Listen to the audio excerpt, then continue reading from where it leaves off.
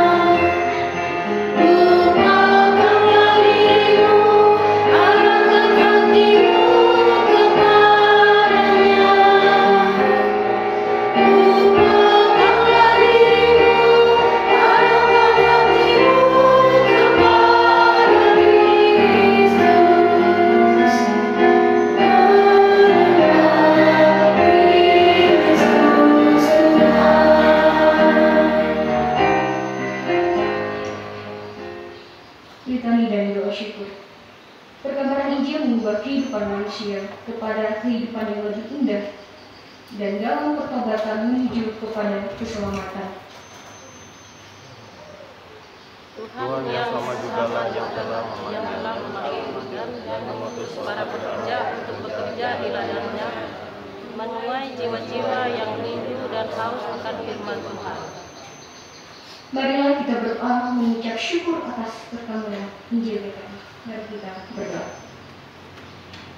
Ya Tuhan, terima kasih Engkau selalu menyertai kami. Sangat banyak hal yang patut kami syukuri setiap apa yang kami terima dan kami beri pada-Mu ya Tuhan. Terlebihnya untuk sekarang ini, kami boleh mengucap syukur atas 189 tahun perkembangan Injil GKI yang telah dinyatakan pada Pulau Borneo ini ya Tuhan. Dengan melalui misionaris yang datang untuk memberitakan Injil Tuhan. Walaupun dengan banyak rintangan yang mereka hadapi, tetapi mereka dapat melaluinya bersama Tuhan. Sehingga perkabaran Injil ini terus berlangsung dan berkembang menjadi lebih luas. Dan bila kami juga dapat mewujudkan dengan tugas panggilan untuk melayani Tuhan dan sesama kami. Sehingga perkabaran Injil terlaksana secara berkesinambungan hingga ke seluruh bumi. Di dalam nama Tuhan Yesus kami berdoa. Amin.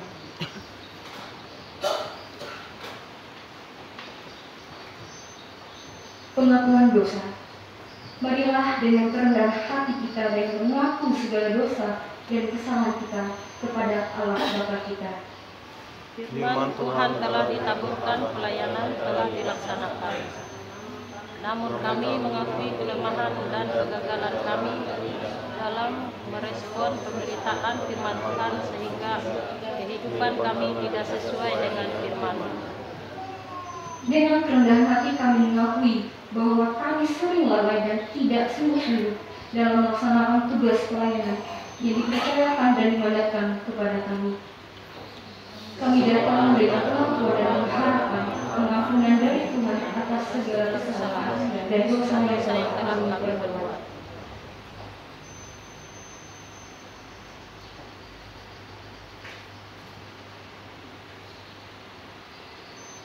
Marilah kita berdiri dan mendengar berita anugerah dari Efesus 4, ayatnya yang ke-7 dan yang ke-16. Tetapi kepada kita masing-masing telah dianugerahkan kasih karunia menurut ukuran pemberian Kristus. Daripadanya seluruh tubuh yang rapi tersusun dan diikat menjadi satu oleh pelayanan semua bagiannya, sesuai dengan kadar pekerjaan tiap-tiap anggota, menerima pertumbuhannya dan membangun dirinya dalam kasih. Dengarkanlah petunjuk hidup baru, kita diciptakan segambar dengan serupa dengan Allah dengan tujuan untuk melakukan yang baik dan berkenan kepada Allah. Oleh karenanya, layanilah seorang akan yang lain sesuai dengan karunia yang telah diperoleh tiap-tiap orang sebagai penerus yang baik dari kasih karunia Allah. Jika ada orang yang berbicara, baiklah ia berbicara sebagai orang yang menyampaikan firman Allah. Jika ada orang yang melayani, baiklah ia melakukannya dengan kekuatan yang dianugerahkan Allah, supaya Allah dimuliakan dalam segala sesuatu karena Yesus Kristus. Ialah yang mempunyai kemuliaan dan kuasanya sampai selama-lamanya. 1 Petrus 4 ayat yang ke-10 sampai dengan yang ke-11. Cuma persilakan. Jemaat menyanyi kembali dari PKJ 183 bait yang pertama dan yang kedua. Mari sebarkan Injil.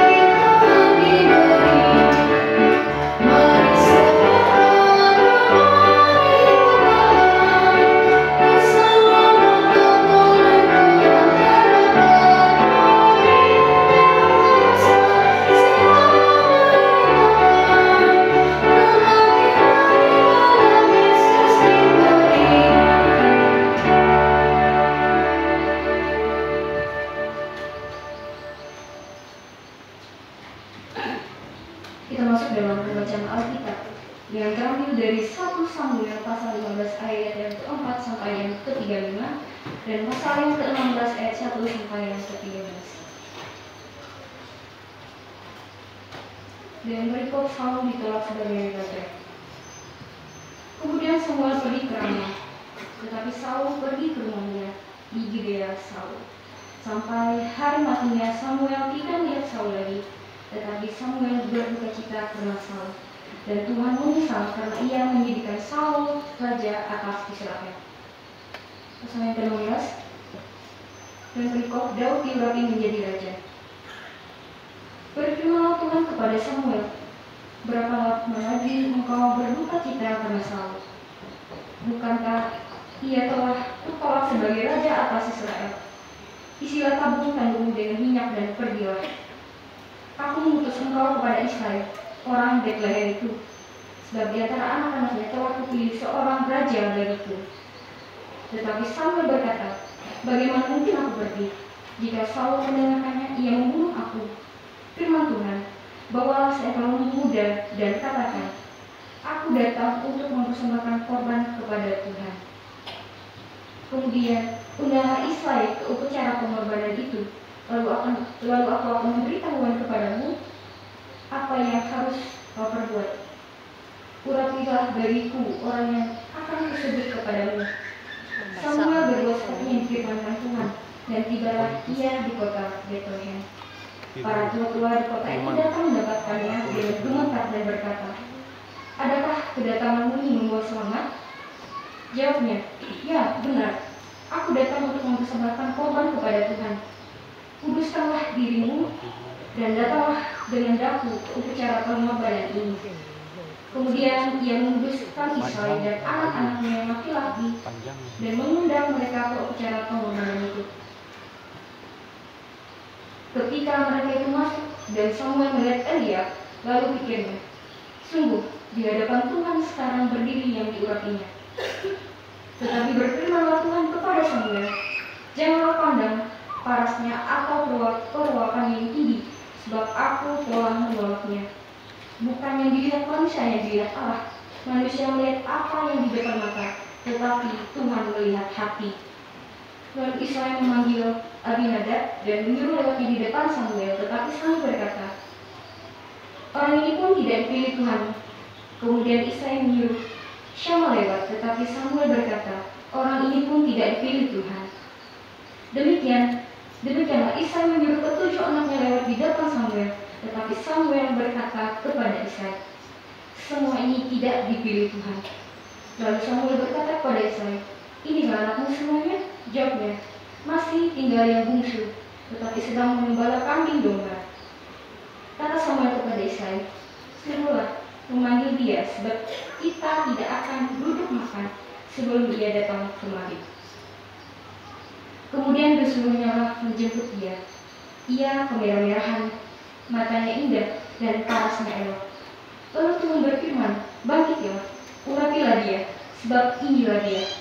Samuel mengambil tanduknya yang berisi minyak itu dan mengurapi Daud di tengah-tengah saudara-saudaranya. Sejak hari itu dan seterusnya, berkuasalah roh Tuhan atas Daud. Lalu berangkatlah Samuel menuju Rama. Setiap orang yang mendengar perkataanku ini dan melakukannya, ia sama dengan orang yang bijaksana yang mendirikan rumahnya di atas batu. Amin. Matius pasal 7 ayatnya ke-24. Kita sambut pembacaan Alkitab tadi dengan menyanyi pujian firman-Mu kita bagiku.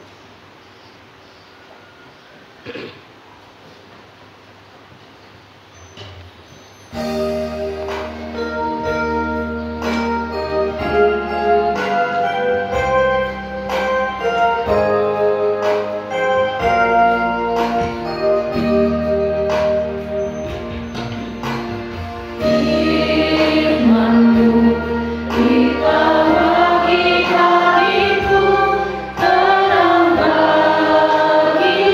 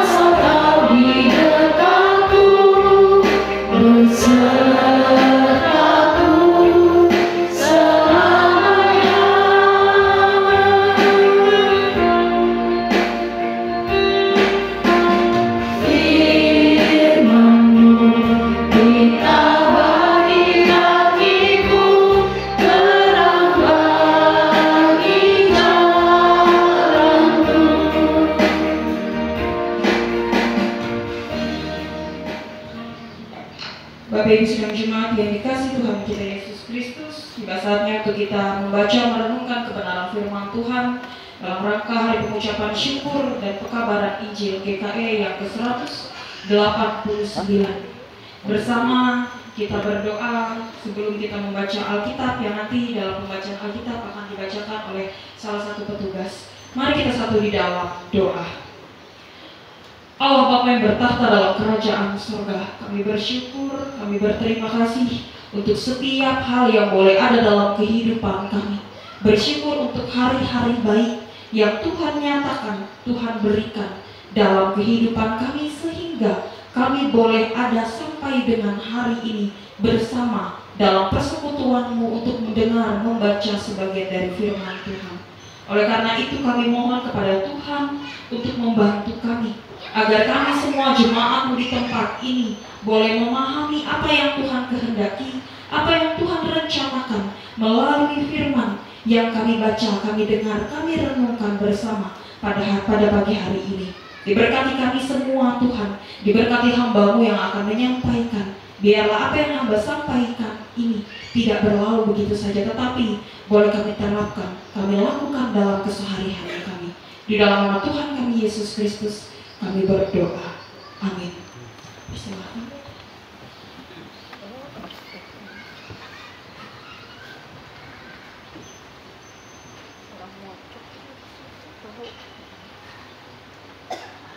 Pembacaan firman Tuhan pada hari ini terambil dari 2 Korintus 5 ayat 11 sampai 21 dengan bunyi berikutnya, pelayanan untuk perdamaian. Kami tahu apa artinya takut akan Tuhan, karena itu kami berusaha meyakinkan orang. Bagi Allah hati kami nyata dengan terang, dan aku harap hati kami nyata juga demikian bagi pertimbangan kamu. Dengan ini kami tidak berusaha memuji-muji diri kami sekali lagi kepada kamu, tetapi kami mau memberi kesempatan kepada kamu untuk memegahkan kami, supaya kamu dapat menghadapi orang-orang yang bermegah karena hal-hal lahiriah dan bukan batiniah. Sebab jika kami tidak menguasai diri, hal itu adalah dalam pelayanan Allah, dan jika kamu menguasai diri, hal itu adalah untuk kepentingan kamu. Sebab kasih Kristus yang menguasai kami, karena kami telah mengerti bahwa jika satu orang sudah mati untuk semua orang, maka mereka semua sudah mati. Dan Kristus telah mati untuk semua orang, supaya mereka yang hidup tidak lagi hidup untuk dirinya sendiri, tetapi untuk Dia yang telah mati dan telah dibangkitkan untuk mereka. Sebab itu kami tidak lagi menilai orang juga pun menurut ukuran manusia. Dan jika kami pernah menilai Kristus menurut ukuran manusia, sekarang kami tidak lagi menilainya demikian. Jadi siapa yang ada di dalam Kristus, ia ada diciptakan baru. Yang lama sudah berlalu, sesungguhnya yang baru sudah datang. Dan semuanya ini dari Allah, yang dengan perantaraan Kristus telah mendamaikan kita dengan dirinya, dan yang telah mempercayakan pelayanan pendamaian itu kepada kami. Sebab Allah mendamaikan dunia dengan dirinya oleh Kristus, dengan tidak memperhitungkan pelanggaran mereka. Ia telah mempercayakan berita pendamaian itu kepada kami. Jadi kami ini adalah utusan-utusan Kristus, seakan-akan Allah menasihati kamu dengan perantara kami. Dalam nama Kristus kami meminta kepadamu, jadilah dirimu didamaikan dengan Allah. Dia yang tidak mengenal dosa telah dibuatnya menjadi dosa, karena kita supaya dalam Dia kita dibenarkan oleh Allah. Terima kasih yang berbahagia yang mereka mendengarkan firman Allah dan yang memeliharanya. Amin. Shalom. Selamat pagi Bapak Ibu Saudara jemaat yang dikasihi Tuhan kita Yesus Kristus. Kita boleh ada bersyukur kembali boleh ada bersama di tempat ini.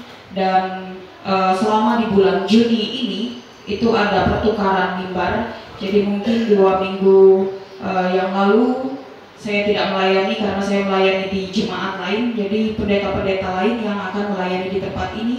Namun dalam rangka hari pengucapan syukur karena diadakan sakramen perjamuan kudus, maka setiap pelayan itu kembali ke jemaatnya masing-masing. Namun dalam minggu depan sampai dengan Juni ini selesai, kita kembali melaksanakan yaitu pertukaran mimbar namanya.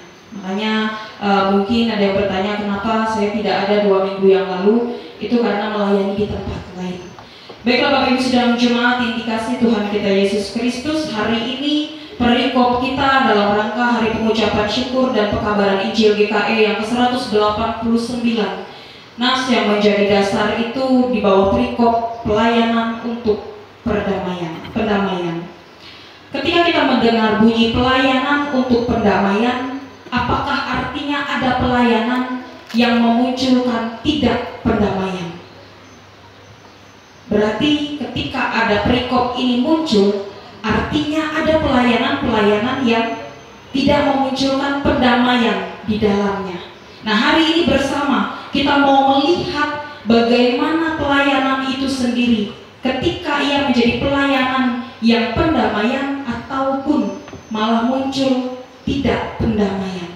Nah, Bapak Ibu Sidang Jemaat, salah satu tantangan yang dihadapi oleh Paulus ketika ia berada di jemaat Korintus adalah ada beberapa dari jemaat itu yang tidak mengakui kerasulan Paulus. Jadi ketika Paulus ini pun dalam pelayanannya sebagai seorang rasul, kalau di masa dulu mereka itu namanya rasul. Pemberita firman itu mereka namakan dengan rasul. Nah, kerasulan Paulus ini tidak diakui, tidak dianggap oleh jemaat-jemaat yang ada di Korintus. Dan ini disebabkan karena adanya hasutan. Nah, hasutan ini berasal dari siapa? Ternyata hasutan ini berasal dari pengajar-pengajar juga yang ada di sana, yang ada di jemaat Korintus. Nah, salah satu keberatan yang ada terhadap Paulus ini adalah banyaknya penderitaan yang dialami oleh Paulus di dalam pelayanannya. Tetapi Paulus itu mencoba untuk membela dirinya. Dia mencoba membela dirinya untuk menunjukkan bahwa dirinya ini adalah utusan Allah. Tetapi dengan cara ia tetap takut dengan Allah. Jadi cara untuk ia membela dirinya ini bukan dengan ia melakukan hal-hal yang di luar kehendak Allah, tetapi dengan cara harus juga takut dengan Allah, dengan Tuhan. Nah, di dalam kasih ini sendiri yang menguasai diri Paulus, sehingga pembelaan Paulus itu bukan semata agar dirinya ini menjadi bahan celaan, tetapi pembelaannya ini menjadi bahan untuk jemaat di situ menerima ia sebagai seorang rasul dan mau menerima ajaran yang diberikan, yang diceritakan oleh Paulus. Jadi Paulus ini membawa berita pendamaian. Berita apakah yang dibawakan oleh Paulus ini? Yaitu berita tentang Kristus. Nah, Bapak Ibu Sidang Jemaat, apa yang terkandung di dalam berita tentang Kristus itu sendiri? Satu hal yang Paulus nyatakan adalah berita tentang pendamaian. Sehingga Paulus itu menyebut dirinya sebagai seorang pelayan pendamaian. Seakan Allah itu berbicara melalui seorang Paulus yang tidak dianggap tadi, yang tidak diakui tadi kerasulannya. Paulus ini berusaha membela dirinya sebagai seorang rasul dengan motivasi karena kasih Kristus itu. Dan ia berpikir jangan sampai berita yang disampaikan dari mulutnya, dari apa yang dilakukannya ini diabaikan oleh jemaat karena jemaat itu tidak menerima dirinya tadi. Nah, Bapak Ibu Sidang Jemaat, surat yang ditulis oleh Paulus dari bacaan yang sudah kita baca bersama, yang sudah dibacakan juga oleh petugas tadi, memberi penguatan juga bagi kita umat atau jemaat Kristen di masa kini, yaitu tetap yakin kepada Yesus, bahkan melakukan kehendak dari Tuhan. Saya yakin di berbagai tempat itu ada yang namanya pelayanan-pelayanan yang justru memacu untuk adanya keributan, adanya perselisihan, adanya salah paham, ataupun adanya pertengkaran.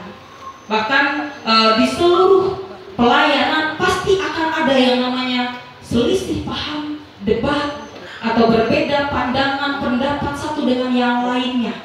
Tetapi yang mau kita lihat, apakah pelayanan itu tetap menjadi pelayanan pendamaian, atau justru kita memacu, menghasut jemaat kita untuk tidak melakukan pendamaian ini tadi. Bahkan kalau tadi dikatakan Rasul Paulus itu tidak diterima di jemaatnya, apakah Paulus itu menyerah? Tidak. Ia tetap berusaha membela dirinya dengan kasih yang datangnya dari Tuhan. Di berbagai tempat pun pasti ada pelayan-pelayan Tuhan yang tidak diterima. Apalagi seorang vikaris biasanya itu sulit untuk diterima dari jemaat. Saya mendengar cerita-cerita dari beberapa rekan-rekan vikaris, itu banyak cerita mereka yang sulit diterima oleh jemaatnya karena merasa bahwa vikaris itu bukan pendeta, bukan orang yang resmi istilahnya untuk membawa pelayanan, sehingga tantangan sebagai seorang vikaris menjadi lebih besar lagi karena tidak diakui, dianggap oleh jemaatnya. Bahkan saya pernah mendengar dari salah satu cerita seorang pendeta, ia sudah menjadi seorang pendeta berpuluh-puluh tahun. Ketika dimutasi di salah satu tempat, ia pun tidak diterima kependetaannya. Ia tidak diakui sebagai seorang pendeta di jemaat tersebut. Nah, hal ini pun ternyata dialami oleh pelayan-pelayan Tuhan di masa kini. Bukan hanya saja Paulus di masa dulu, tetapi sering kali biasanya pelayan-pelayan ini istilahnya kalau bahasa anak tabela daun helu-helu, jatuh duluan, atau merasa bahwa dia sanggup lagi karena jemaat tidak mengakuinya. Bahkan kalau boleh jujur, biasanya yang sering sekali ibaratnya tidak menerima atau mengakui seorang pendeta itu di wilayah daerah Kalimantan Barat. Maaf kalau di sini ada orang dari daerah Kalimantan Barat. Tidak semua, tetapi ada beberapa tempat. Makanya biasanya kalau ada pelayan-pelayan Tuhan yang ditempatkan di daerah Kalimantan Barat dan ia berhasil melewati pelayanan tersebut dengan selesai, maksudnya ketika ia masa vikaris ataupun masa pendetanya, dia bisa melaluinya tanpa keluh kesah kepada sinode, makanya dianggap berhasil. Karena jarang sekali orang-orang yang ditempatkan di Kalimantan Barat itu bisa selesai dengan baik istilahnya. Biasanya ada yang lebih dulu mengundurkan diri, ada yang lebih dulu minta ke sinode untuk dipindahkan ini dan lain-lain. Karena di sana banyak sekali atau ada beberapa tempat orang-orang yang sangat istilahnya itu sulit untuk menerima pendeta, sulit untuk menerima vikaris, apalagi vikaris ibaratnya. Makanya biasanya seorang vikaris, bahkan beberapa rekan saya yang ditempatkan di sana, itu kurang lebih ada 5 orang yang sudah mengundurkan diri dari Kalimantan Barat. Ada banyak tantangannya di sana. Selain tadi tidak diterima oleh jemaat, tidak diakui kepelayanannya, medan pelayanan di sana pun sangat sulit. Jalannya, wilayahnya, tempatnya, daerahnya, bahkan untuk sekedar makan pun itu sulit di beberapa tempat yang ada di Kalimantan Barat. Nah, Bapak Ibu sidang jemaat, dari sini kita mau melihat bahwa di masa jemaat Korintus ini pun terjadi juga sebenarnya di masa kini.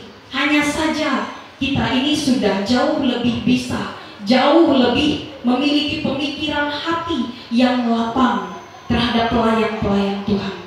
Kalau dilihat sebenarnya selama bulan Juni ini, nas Alkitab itu berbicara semuanya sebenarnya kepada seorang pelayan, kepada hamba-hamba Tuhan, entah itu pendeta, vikaris yang melayani sebagai pemberitaan firman Tuhan.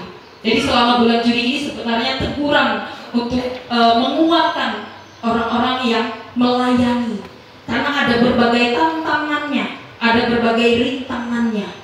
Tidak hanya di Kalimantan Barat, Kalimantan Tengah pun ada berbagai macam tantangannya. Bahkan di jemaat kita, baik jemaat Parawe, jemaat dimanapun, ataupun di bawah kawasan Resort Palangkaraya pun ada tantangannya. Setiap jemaat ada tantangannya, ada rintangannya, ada cobaannya masing-masing. Jadi jangan berpikir bahwa di sana saja yang paling berat, tidak. Di tempat-tempat kota pun banyak tantangannya. Makanya biasa kalau ada jemaat yang mengatakan, "Mangatlah Pikar kali kota, coba milih desa kali ini." Saya selalu katakan, mau di kota, mau di desa, itu sama saja. Tantangannya sama beratnya. Mungkin di desa itu tantangannya adalah medan pelayanannya, entah itu jalannya, entah itu suasananya yang mungkin tidak ada listrik, sulit air, ini itu dan lain-lain. Tetapi di kota pun ada tantangannya, ada rintangannya juga. Biasanya jemaat-jemaat kota, lebih-lebih kalau istilahnya adalah orang-orang yang memiliki pendidikan, biasanya akan sulit juga untuk menerima. Tapi itulah tantangan seorang pelayan. Ketika ia tetap mau berdiri, ketika tetap ia mau memberikan hatinya, maka ia tetap akan ada di situ untuk melayani. Jadi kalau dibilang Alkitab ini selalu berbicara untuk jemaat, tidak. Tetapi Alkitab itu berbicara kepada kita semua, entah itu jemaat, entah itu pelayan Tuhan. Semuanya ada dalam tantangannya masing-masing. Begitu juga dengan jemaat, ketika ia berada dalam kehidupannya dengan berbagai tantangan, rintangan. Ketika ada Injil-Injil yang masuk, kabar-kabar baik yang masuk, bahkan sulit untuk kita terima. Tapi hari ini kita bersyukur, kita bersama merayakan hari pengucapan syukur atas pekabaran Injil yang sudah ada selama 189 di GKE. Nah, Bapak Ibu sidang jemaat, kalau kita lihat pekabaran Injil ini tidak mudah. Bahkan kalau tidak salah itu awalnya hanya ada 5 orang pendeta GKE pertama yang melakukan pekabaran di seluruh GKE, yang menyebarkan GKE ini sampai sekarang. GKE ini tidak hanya ada di Kalimantan Tengah saja, tetapi sudah ada di Jakarta, di Jogja, dan di berbagai tempat lainnya. GKE ini sudah berkembang. Bayangkan awalnya hanya ada 5 pendeta saja. 5 orang pendeta ini yang mengabarkan Injil itu tadi, selain para misionaris. Kita bisa lihat bagaimana sulitnya mereka mengabarkan Injil ini, mengabarkan berita tentang Yesus itu sendiri. Kalau sekarang aja dengan masa yang sudah jauh lebih modern, masa yang jauh lebih maju, itu sudah berat mengabarkan Injil. Apa kabarnya dengan para misionaris zaman dulu? Apa kabarnya dengan pendeta-pendeta yang lebih dulu, yang duluan, orang-orang pertama yang diangkat sebagai seorang pendeta? Bahkan dulu menjadi seorang pendeta itu tidak ada sekolahnya, tidak ada istilahnya kayak sekarang STTGKE dan lain-lain, itu tidak ada. 5 orang pendeta itu diangkat atas ketulusan hati mereka, diangkat atas kesediaan diri mereka. Sekarang perkembangannya adalah sekolah GKE, ada sekolahnya untuk menjadi seorang pendeta. Nah, Bapak Ibu sidang jemaat, hari ini kenapa ada hari pengucapan syukur atas pekabaran Injil ini? Itu adalah bagaimana kita bersyukur bahwa kita hari ini sudah menerima Injil itu. Kita sudah mengakui Injil itu di dalam kehidupan kita, di dalam jemaat kita, lebih-lebih jemaat di tempat ini. Kita mengakui bahwa kabar baik itu terus ada dan mau kita terima dalam kehidupan kita. Jadi ketika kita ibadah minggu datang mendengarkan pemberitaan firman Tuhan yang disampaikan oleh pelayan-pelayan Tuhan, kita mau menerimanya. Itu sebagai suatu ungkapan syukur kita bahwa kita menerima Injil ini di dalam kehidupan kita. Dan dalam konteks pendamaian ini tadi, kita diharapkan melalui nas yang sudah dibaca, yang kita dengar bersama, kita boleh menjadi pendamai dalam kehidupan kita, baik kehidupan kita dalam berkeluarga, kehidupan kita dalam bermasyarakat, lebih-lebih dalam kehidupan kita dalam persekutuan di dalam jemaat, kehidupan kita di dalam gereja ini, nomor satunya adalah pendamaian. Karena kita melakukan pelayanan ini sebagai sebuah wujud pendamaian kita satu dengan yang lainnya. Kita bayangkan kalau tidak ada Injil, kalau tidak ada kabar tentang Yesus itu, kita tidak mendengar apa itu kasih, apa itu ketulusan, apa itu buah-buah roh, kesabaran satu dan lainnya. Bayangkan kalau kita tidak mendengar itu. Mungkin saat ini kita semua ada dalam pertikaian. Sekalipun kita sudah mendengar itu pun masih ada pertikaian tadi, masih ada selisih paham seperti yang saya sampaikan tadi. Tetapi kita tidak membawa itu sebagai sebuah sifat kita, sebagai sebuah hal yang kita terapkan dalam hari-hari. Karena kita ingat, oh iyo dia tahu berselisih tarus, nah oh dia tahu bakahiri kula, au hatala aku betul-betul. Nah itulah gunanya pelayanan itu tadi, untuk pendamaian. Sehingga ketika kita ada diri hal-hal yang memacu marahnya kita, ada hal-hal yang memacu sakit hatinya kita cepat teringat dengan pelayanan-pelayanan yang sudah kita lakukan ataupun yang sudah kita dengarkan. Sehingga itu menyurutkan api marah kita, menyurutkan api iri, dengki, selisih paham dan lainnya. Dan biarlah pelayanan untuk pendamaian ini sebagai suatu ciri khas kita, orang-orang Kristen, bahwa kita adalah orang-orang yang mampu membawa pendamaian dimanapun kita berada. Hidup kita di dalam Kristus itu adalah hidup yang baru, yaitu meninggalkan manusia kita yang lama, meninggalkan dosa-dosa kita yang lama, dan kita mau hidup sebagai orang baru, yaitu hidup di dalam Kristus. Dan biarlah kita berdamai dengan Tuhan, kita berdamai dengan sesama kita berdamai dengan hal-hal yang mungkin di luar kendali kita, dan biarlah kita melakukannya di dalam kehidupan kita setiap harinya. Selamat merayakan hari pengucapan syukur ini dan hari pekabaran Injil GKE yang ke-189, dan selamat mempersiapkan diri untuk masuk dalam sakramen perjamuan kudus. Tuhan memampukan kita dan Tuhan memberkati kita melalui firman-Nya. Amin.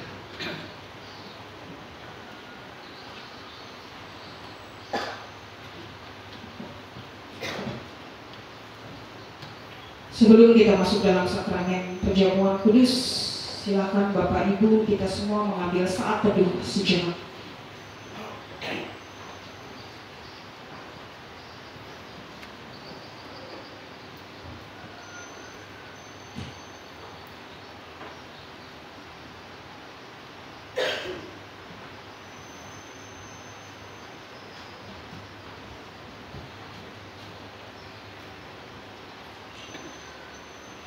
Bapak Ibu, saudara-saudara sekalian, anugerah Allah itu mendahului dan mendasari pelayanan sakramen kepada segenap orang percaya.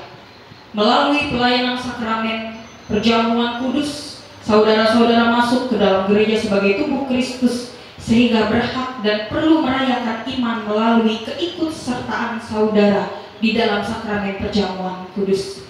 Karena itu dengarkanlah akan penetapan perjamuan kudus seperti yang ditulis oleh Rasul Paulus di dalam 1 Korintus 11 ayat yang ke-23 sampai yang ke-26. Sebab apa yang kuteruskan kepadamu telah aku terima dari Tuhan, yaitu bahwa Tuhan Yesus pada malam waktu ia diserahkan mengambil roti, dan sesudah itu ia mengucap syukur atasnya. Ia memecah-mecahkannya dan berkata, "Inilah tubuhku yang diserahkan bagi kamu. Perbuatlah ini menjadi peringatan akan aku." Demikian juga ia mengambil cawan sesudah makan lalu berkata, "Cawan ini adalah perjanjian baru yang dimeteraikan oleh darahku. Perbuatlah ini setiap kali kamu meminumnya menjadi peringatan akan aku. Sebab setiap kali kamu makan roti dan minum cawan ini, kamu memberitakan kematian Tuhan sampai ia datang." Arti perjamuan kudus: semua orang sejak Adam dan Hawa adalah orang-orang berdosa yang tidak mampu menanggung akibat dosa dan melepaskan diri padanya. Namun karena Allah itu penuh anugerah, maka Ia sendiri mau menanggung seluruh akibat dosa manusia. Untuk menanggung seluruh akibat dosa, Allah telah datang dan menjadi manusia di dalam diri Yesus Kristus yang sudah menyerahkan tubuhnya dan menumpahkan darahnya hingga mati di kayu salib. Sesudah kematiannya Ia bangkit dari kematian, naik ke sorga untuk menerima kuasa yang lebih besar dari segala kekuasaan yang lain. Maka untuk menghormati Yesus, semua makhluk yang ada di sorga dan di bumi akan menyembah Dia dan mengaku bahwa Yesus Kristus adalah Tuhan. Sakramen perjamuan kudus diadakan karena anugerah Allah dalam Yesus Kristus dan Roh Kudus menerima dan melayakkan setiap orang untuk menerima janji-janjinya. Anugerah Allah itu mendahului dan menumbuhkan kesadaran iman agar setiap orang percaya secara pribadi dan bersama-sama merayakan dan memperingati penggenapan janji-janji Allah tersebut hingga akhirnya bersama-sama merayakan perjamuan kudus dengan Sang Anak Domba Allah di dalam surga yang kekal. Sebagaimana Tuhan Yesus telah berkata, "Barang siapa makan dagingku dan minum darahku, ia mempunyai hidup yang kekal dan aku akan membangkitkan dia pada akhir zaman." Sakramen perjamuan kudus adalah tanda dan materai yang ditentukan dan diperintahkan oleh Tuhan Yesus untuk dirayakan. Sebagai tanda, perjamuan kudus adalah berita bahwa pengampunan dosa diberikan kepada semua orang atas dasar kasih karunia Allah melalui pengorbanan Tuhan Yesus. Sebagai materai, perjamuan kudus bermaksud meyakinkan bahwa seorang yang percaya dan dibaptiskan sungguh-sungguh adalah murid Tuhan Yesus atau anak-anak Allah yang saat ini berada dalam arak-arakan menanti penggenapan perjamuan Anak Domba Allah pada masa yang akan datang. Dengan demikian, maka perjamuan kudus dilayangkan untuk memperingati bahwa Tuhan Yesus telah menyerahkan tubuhnya dan menumpahkan darahnya demi menyelamatkan manusia. Bapak Ibu sidang jemaat, marilah kita mengikrarkan iman kita dengan hati dan mulut kita seturut dengan pengakuan iman rasuli. Mari kita berdiri bersama untuk mengakui iman kita seturut dengan pengakuan iman rasuli. Aku percaya kepada Bapa yang Maha Kuasa, Bapa langit dan bumi, dan kepada Yesus Kristus anaknya yang juga Tuhan kita, yang dikandung daripada Roh Kudus, lahir dari anak darah Maria, yang menderita di bawah pemerintahan Pontius Pilatus, disalibkan, mati dan dikuburkan, turun dalam kerajaan.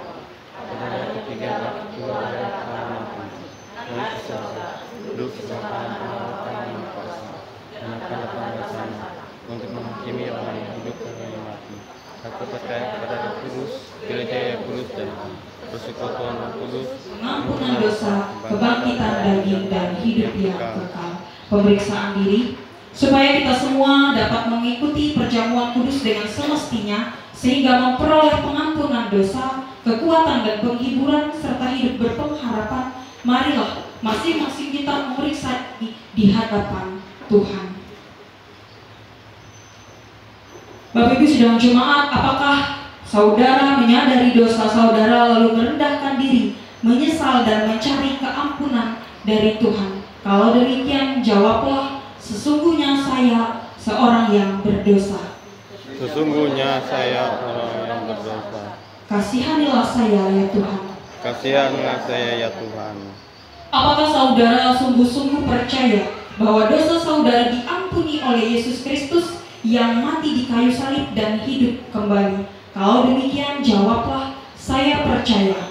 Saya percaya bahwa Yesus Kristus adalah Tuhan dan Juru Selamatku. bahwa Yesus Kristus adalah Tuhan dan Juru Selamatku. Apakah saudara sungguh-sungguh hendak menyatakan syukur kepada Allah serta hidup selaku anak-anak Allah di dalam hidup saudara? Kalau demikian, jawablah, "Tiap-tiap hari saya hendak menyatakan syukur kepada Allah dan hidup dalam pertobatan sebagai anak-anak Allah." Bapak Ibu sidang jemaat sekalian, bagi setiap orang yang merasa dan berbuat demikian dalam hati dan hidupnya, tentu akan diterima oleh Allah dalam anugerahnya, layak duduk serta dalam perjamuan kudus dari anaknya Yesus Kristus. Tetapi yang tidak merasa dan berbuat demikian, dinasihatkan untuk tidak ikut serta dalam perjamuan kudus. Karena setiap orang yang bertahan dalam perangainya yang lama, hendaklah ia menahan diri dari persekutuan di dalam Kristus. Namun jangan ada anggapan bahwa kita ini baru boleh ikut perjamuan kalau kita sudah sempurna dan tidak berdosa lagi. Kita mengikuti perjamuan kudus bukan karena kita sempurna, melainkan karena Kristus mengampuni dosa kita. Kalau kita berkata bahwa kita tidak berdosa, kita menipu diri kita sendiri. Tetapi jikalau kita mengaku dosa kita dan berusaha melawan keinginan yang jahat dan hidup taat menurut kehendak Allah, maka kita yakin biarpun dosa dan kelemahan masih ada di dalam kita, namun Allah menerima kita di dalam anugerahnya. Untuk anak-anak yang dikasihi oleh Tuhan, Allah itu Bapa yang baik. Karena kalian sudah menerima baptisan kudus, maka saat ini kalian boleh menerima perjamuan kudus. Supaya bisa ikut perjamuan kudus, kalian perlu terus belajar untuk mengetahui arti perjamuan kudus dan apa yang Tuhan minta dari kalian sesudah mengikuti perjamuan kudus. Pada masa pelayanannya dulu, untuk menyambut anak-anak yang dibawa orang tua mereka kepadanya, Tuhan Yesus menyambut anak-anak dengan berkata, "Biarkan anak-anak itu datang kepadaku, jangan menghalang-halangi mereka, sebab orang yang seperti itulah yang empunya kerajaan Allah." Oleh karena itu, saat ini kita yakin bahwa Tuhan Yesus menerima dan memberkati setiap anak yang ikut serta dalam perayaan perjamuan kudus ini. Tetaplah percaya kepada Tuhan Yesus sesuai dengan pengakuan iman orang tua ketika dulu kalian dibaptiskan.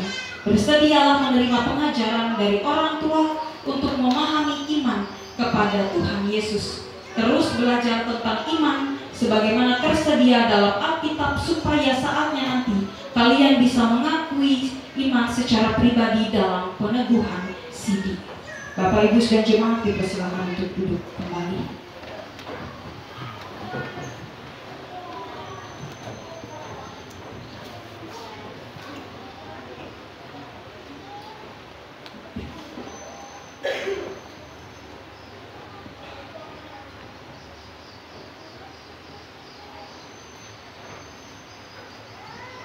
Ibu, bapak, saudara, dan anak-anak semua silahkan berdoa di dalam hati masing-masing.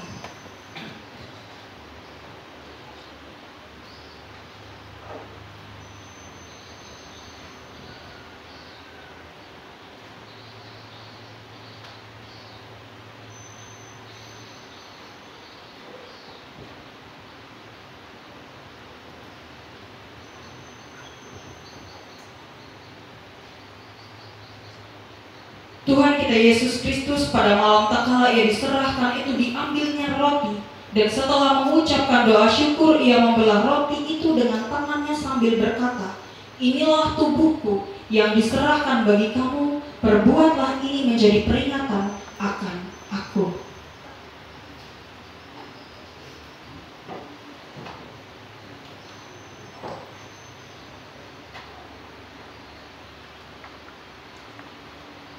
Cawan ini adalah perjanjian baru yang dimeteraikan oleh darahku. Perbuatlah ini setiap kali kamu meminumnya menjadi peringatan akan aku. Ibu, bapak, saudara-saudara, dan anak-anak semua, ingatlah akan sabda Tuhan. Datanglah kepadaku kamu semua yang lelah dan merasakan beratnya beban. Aku akan menyegarkan kamu. Marilah dengan sukacita, karena segala sesuatu telah tersedia. Bapak Ibu, petugas, penatua diakon dipersilahkan untuk mengedarkan, diiringi dengan nyanyian dari Kidung Jemaat nomor 368, bait yang pertama sampai dengan yang seterusnya.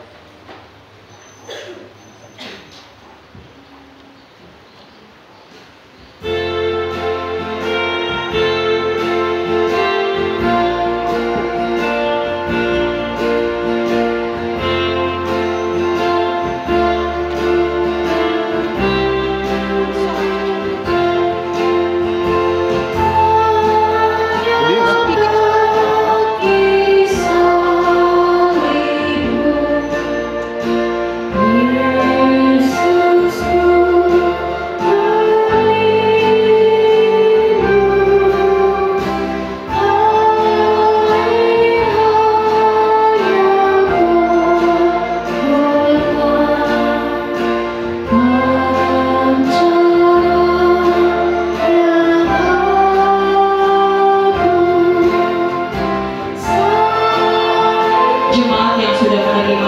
anggur dan roti dipersilakan untuk bangkit berdiri. Bapak Ibu Penatua Diakon dipersilakan untuk maju ke depan. Seluruh petugas Penatua Diakon yang ada di Jemaat Parawi dipersilakan untuk maju ke depan.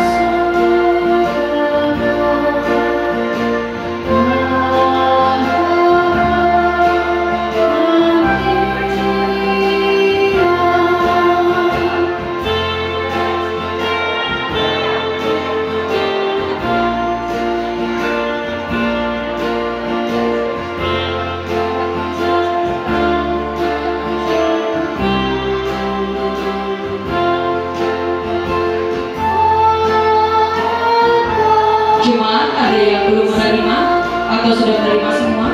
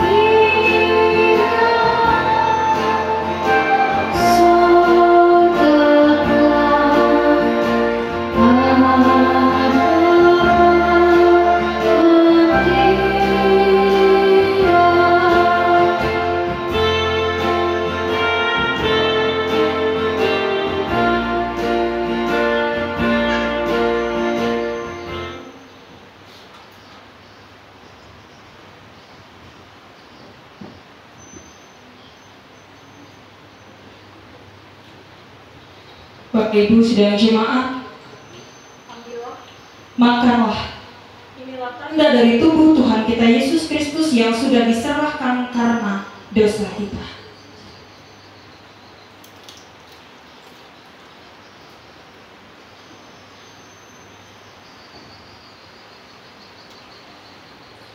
Ambillah, minumlah, inilah tanda dari Tuhan kita Yesus Kristus yang sudah ditumpahkan untuk keampunan dosa kita.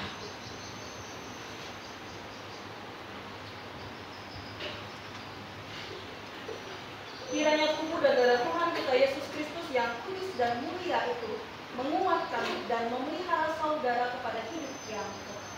Amin.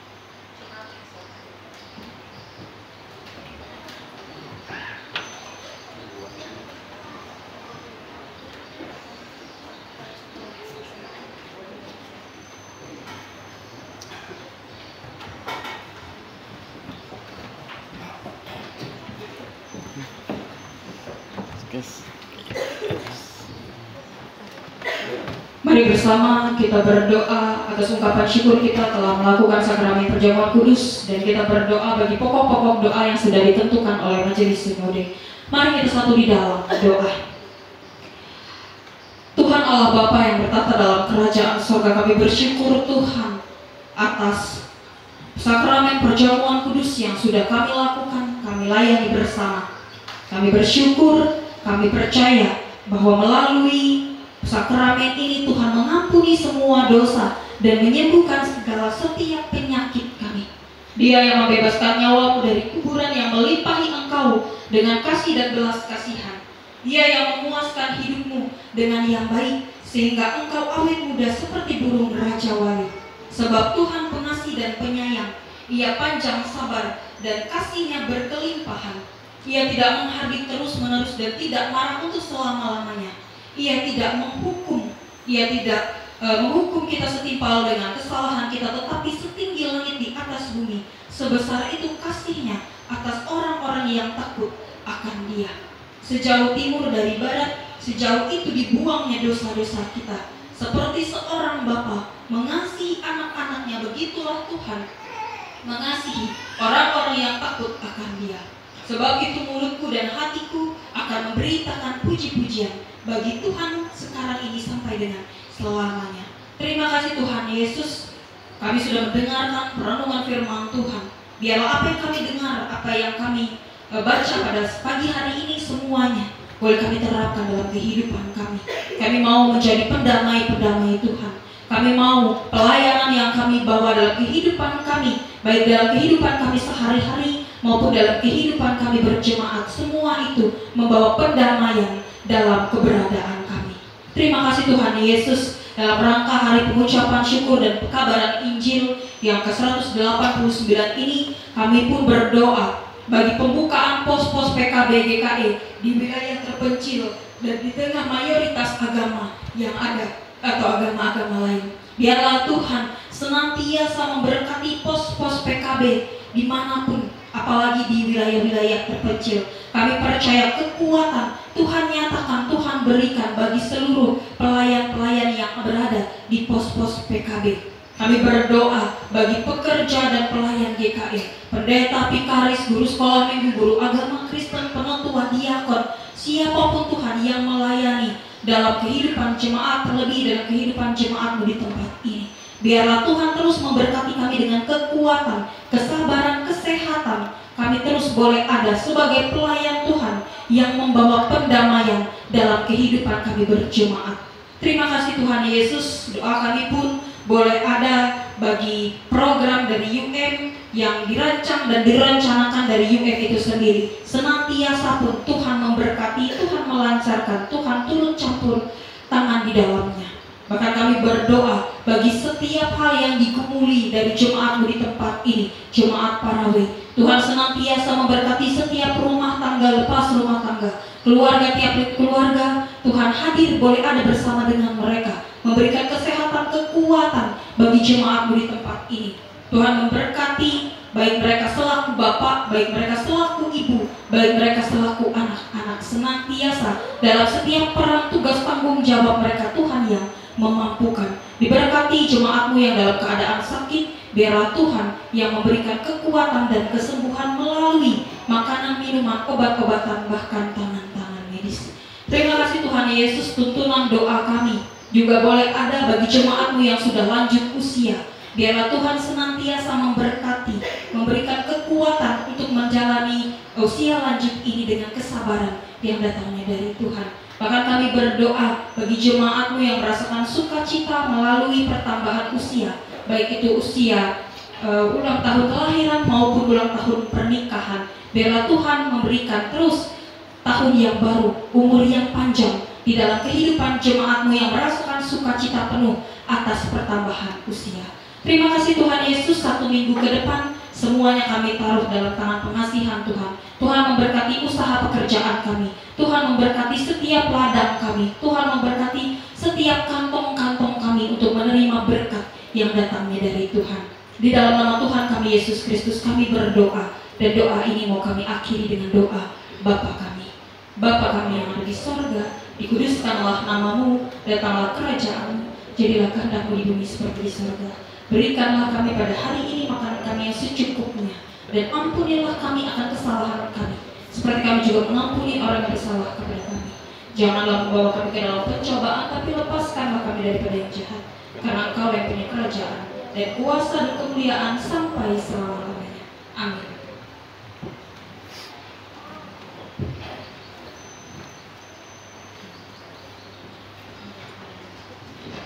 Tibalah kita dalam personal syukur. Sebelum kita memberikan persembahan, kita diperkenalkan dengan pengantar. Kebenaran Injil harus terus diberitakan. Mari kita mengumpulkan persembahan yang pada saatnya berdasarkan program utama gereja dipergunakan untuk perkabaran Injil, bukan hanya di ruang lingkup GKE, melainkan ke seluruh muka bumi. Dengan nas pengantar persembahan dari Ulangan pasal 16 ayat yang ke-17. Tiap-tiap orang di antara kamu harus membawa persembahan sesuai dengan apa yang telah diberkati Tuhan Allahmu kepadamu. Sebelum kita memberikan persembahan, marilah kita berdoa. Ya Allah Bapa kami yang di surga, kami mengaku bahwa Tuhan mempunyai segala sumber kurnia yang melimpah dalam kehidupan kami masing-masing. Kami serahkan kembali sebagai persembahan kami padamu ya Tuhan. Berkatilah persembahan ini ya Tuhan, agar dapat dipergunakan dalam pelayanan gerejamu maupun di luar gerejamu. Dan biarlah kami selalu mengucap syukur atas semua berkat yang kami terima dalam kehidupan kami. Di dalam nama Tuhan Yesus kami berdoa. Amin. Sembari persembahan syukur dikumpulkan, jemaat penyanyi dari PKJ nomor 147, bait yang satu hingga seterusnya sampai semua persembahan dikumpulkan. Langsung ya.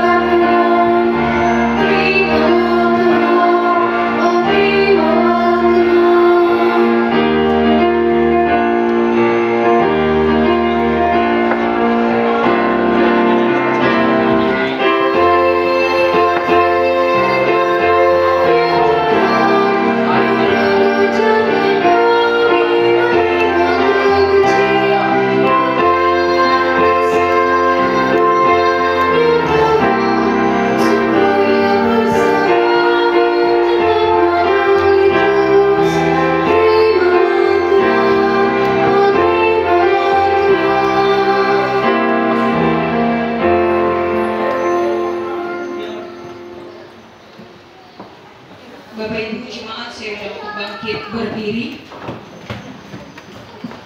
Sebagai orang yang telah menerima kasih karunia dari Allah Bapa Tuhan Yesus Kristus, hendaklah kita diliputi hati yang rindu untuk terus memberitakan Injil kepada orang-orang yang belum percaya, sehingga mereka pun dapat merasakan menikmati persekutuan dengan Tuhan dan diselamatkan. Kiranya Tuhan membuka hati setiap pribadi untuk menerima berita sukacita dan percaya bahwa Yesus Kristus adalah Tuhan dan Juru Selamat dunia.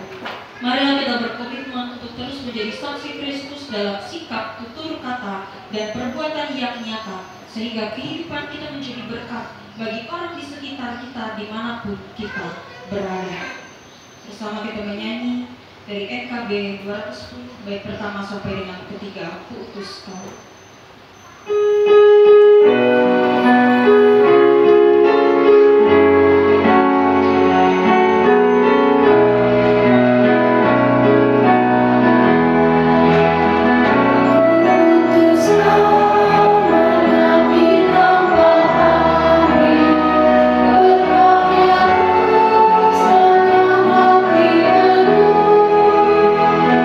Meski di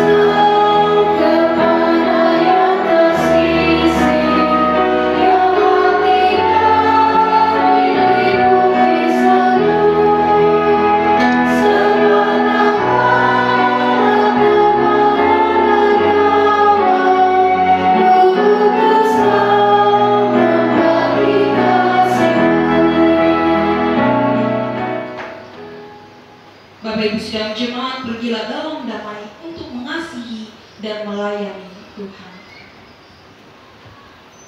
Tuhan memberkati engkau dan melindungi engkau. Tuhan menyinari engkau dengan wajahnya dan memberi engkau kasih karunia.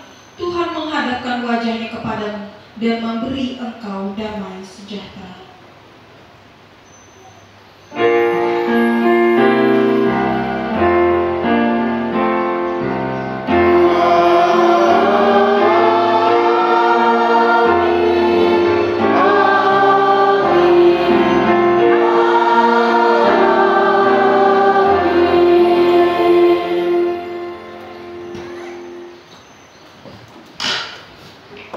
Jumlah jemaat yang hadir pada minggu pagi ini berjumlah 55 orang. Terima kasih, Tuhan Yesus memberkati.